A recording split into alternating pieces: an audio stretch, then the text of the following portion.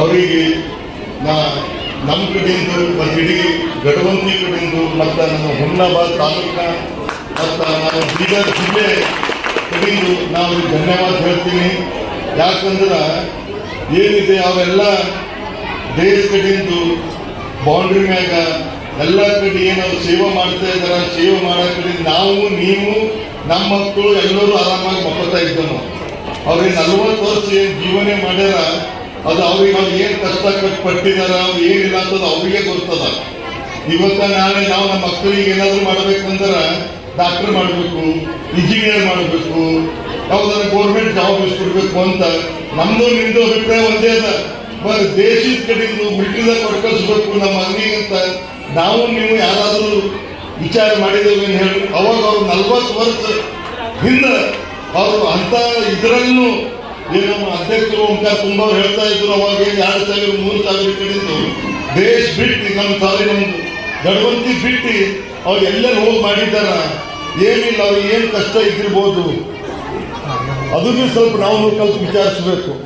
ಯಾಕಂದ್ರೆ ಇವತ್ತು ಓಂಕಾರ ಅವ್ರ ಇವ್ರದ್ದು ರಮೇಶ್ ಅವ್ರದ್ದು ತಾಯಿ ತಂದೆ ಅವ್ರಿಗೆ ಇವತ್ತು ಅವ್ರು ಇರ್ತೀರಂದ್ರೆ ಅವ್ರಿಗೆ ಹೆಮ್ಮೆ ಪಡೆಕಲೆ ಇರ್ತಿತ್ತು ಅಂತ ಹೇಳಿ ನಾವು ವಿಚಾರಿಸಬೇಕಾಗಿದೆ. ಅವರಿಗೂ ನಾವು ಇವತ್ತು ಈ ಸಭಾದಲ್ಲಿ ನಡೆಸ್ಕೋಬೇಕಾಗಿದೆ. ಮತ್ತು ಅದೇ ರೀತಿ ಅವರು ಧರ್ಮ ಪತ್ನಿ ಆದ ಭಾಗ್ಯಜ್ಯೋತಿ ಅಕ್ಕೋರು ಅವಾಗ ಅವರು 40 ವರ್ಷ ಹಿಂದೆ ಹಿಡಿದು ಅವ್ರು ಏನಪ್ಪ ಅಂದ್ರೆ ಕೇಳೋರಿಗೆ ಅವರು ಮಿಸಸ್ ಇಲ್ಲೇ ಬಿಟ್ಟು ಅವರು 2 ವರ್ಷ 3 ವರ್ಷ ಬಂದಾಗ ಅವ್ರು ಯಾವಾಗ ಅವರು ಸೇವೆ ಮಾಡ್ತಾ ಇದ್ರು ಬೌಂಡ್ರಿ ಮ್ಯಾಗ. ರಾತ್ರಿ ಯಾವಾಗ ಇರ್ತದ, ಹಗಲು ಯಾವಾಗ ಇರ್ತದ, ಈಗಿಂದಪ್ಲೆ ಅವಾಗ ಫೋನ್ ಮೊಬೈಲ್ ಭೀ ಇರ್ಲಕ್ಕಿಲ್ಲ. ಅವ್ರು ಯಾವಾಗ ಇದಕ್ಕೆ ಅವ್ರು ಮಿಲಿಟ್ರಿ ಇದಕ್ಕೆ ಹೋಯ್ತು ಅವಾಗೆ ಮಾತ್ರ ಅವ್ರಿಗೆ ಒಂದು ಟೈಮಿಗೆ ಕೊಡ್ತಿರ್ಬೋದು. ಅದೇ ಟೈಮಿಗೆ ಅವ್ರು ಫೋನ್ ಮಾಡಬೇಕಾಗಿತ್ತು. ಇಲ್ಲ ಅಂದ್ರೆ ಒಂದು ಲೆಟರ್ ಹಾಕಿದ್ರ ಆ ಲೆಟರ್ ಬರಬೇಕಾದ್ರೆ 15 ದಿನ ಬೇಕಾಗಿತ್ತು, 20 ದಿನ ಬೇಕಾಗಿತ್ತು. 20 ದಿನ ತನಕ ಅವ್ರು ಎಲ್ಲಿದ್ದಾರ ಏನಿದ್ದಾರ ಏನಿಲ್ಲ ಅಂತ ನಮ್ಗೆ ಗೊತ್ತಾಗಲ್ಲ. ಇವತ್ತು ನಮ್ಮ ಮಗ ಹೊರಗೆ ಹೋಗ್ಯಾನಂದ್ರೆ 2 ಗಂಟೆ ಬರ್ಲಾಕ ತಡ ಆಯ್ತು ಅಂದ್ರೆ ಫೋನ್ ಮಾಡ್ತೇವೆ ನಾವು, ಮಗ ಎಲ್ಲಿದ್ದಿ? ಅದು ನಾವು ಮಾಡ್ತೇವೆ, ನಾವು ನೀವು ಎಲ್ಲರೂ ಮಾಡ್ತೇವೆ. ಇದಕ್ಕೇನಿಲ್ಲ. ಮತ್ತೊಂದು ವಿಶೇಷ, ಇವತ್ತು ಅವ್ರ ತಾಯಿ ಅವ್ರ ತಂದೆ ಸ್ವರ್ಗೀಯ ಆದ್ರೂ ಭೀ ಅವರು ನಾನು ದೇಶದ ಕಡೆ ಇದು ಮಾಡ್ತೀನಿ. ನನ್ನ ತಾಯಿ ತಂದೆ ಪೂರ ದೇಶದಿಂದ ಏನು ಹೆಣ್ಮಕ್ಳು ಏನು ಇದು ಇದ್ದಾರೆ ಅವರು ಸೇವೆ ಮಾಡಬೇಕಾಗಿದೆ. ನಾನು ಅಲ್ಲೇ ಕುಂತೆ ನಮ್ಮ ತಾಯಿ ತಂದೆಗೆ ಒಳ್ಳೇದಾಗಲಿ ಅಂತ ಬೇಡ್ಕೊತೀನಿ ಅಂತೇಳಿ ಅವ್ರ ತಾಯಿ ತಂದೆ ಇದಕ್ಕೂ ಬಂದಿಲ್ಲ ಅಂತ ಇವತ್ತು ಸುರೇಶ್ ಗಾಂಧಿ ಅವ್ರು ಹೇಳ್ತಾ ಇದ್ರು.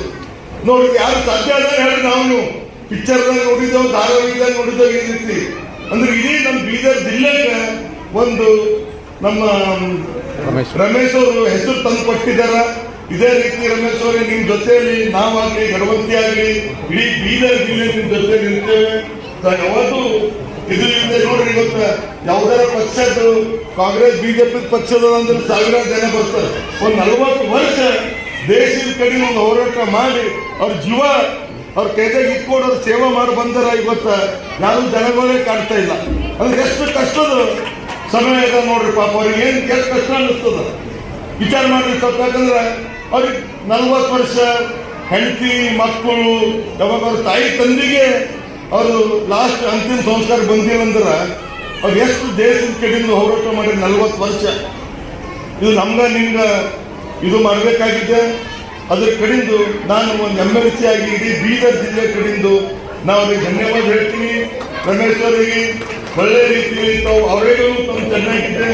ನಾನು ನೀವು ಏನು ನಮ್ಮದು ತುಂಬ ಹೇಳ್ತೀನಿ 10 ವರ್ಷ ತಮ್ಮ ಕೊಟ್ಟರು ತಾವು ಮಾಡತ್ತಾ ಇದ್ರೆ 10 ವರ್ಷದಿಂದ ನೀವು ನೋಡ್ರಿ. ಈಗ ಹಂಗ ನಿಮ್ಗೆ ನೋಡಿದ್ರೆ ನಂದು 52 ಜನ ನೋಡ್ರಿ, ನೀವು ನೋಡ್ರಿ ನಾವು 25 ವರ್ಷದ ಹುಡುಗ ಕಾಣಿಸ್ಬೇಕು.